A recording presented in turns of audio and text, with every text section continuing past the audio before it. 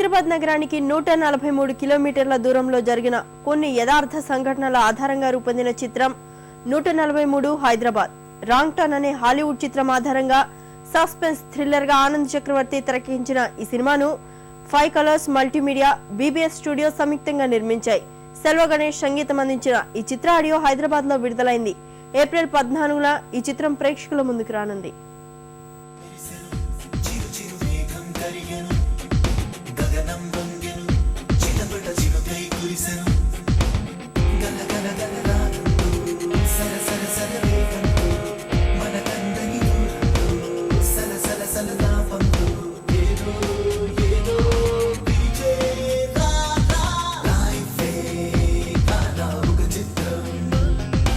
అందరూ 143 హైదరాబాద్ అనగానే కొంచెము టైటిల్ ఉండగానే ఐ లవ్ యూ హైదరాబాద్ అనుకుంటున్నారు.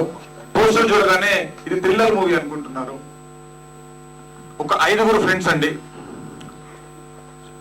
మన వైజాగ్ నుండి 5 ఫ్రెండ్స్ హైదరాబాద్ రావడం కోసం బయలుదేరారు.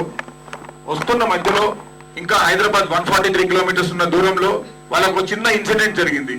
వాళ్ళు హైదరాబాద్ రీచ్ అయ్యారా, ఆ ఇన్సిడెంట్ లో ఇరుక్కుపోయారా, అదే main concept of the movie. 5 colours media వాళ్ళు మంచి మంచి సినిమాలు అందించారు.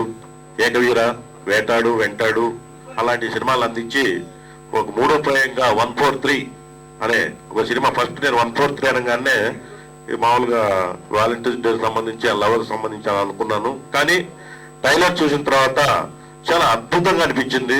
ఒక స్థాయి తెలుగు సినిమా, ఇంగ్లీష్ సినిమా చూస్తున్నటువంటి అనుభూతి కలిగింది.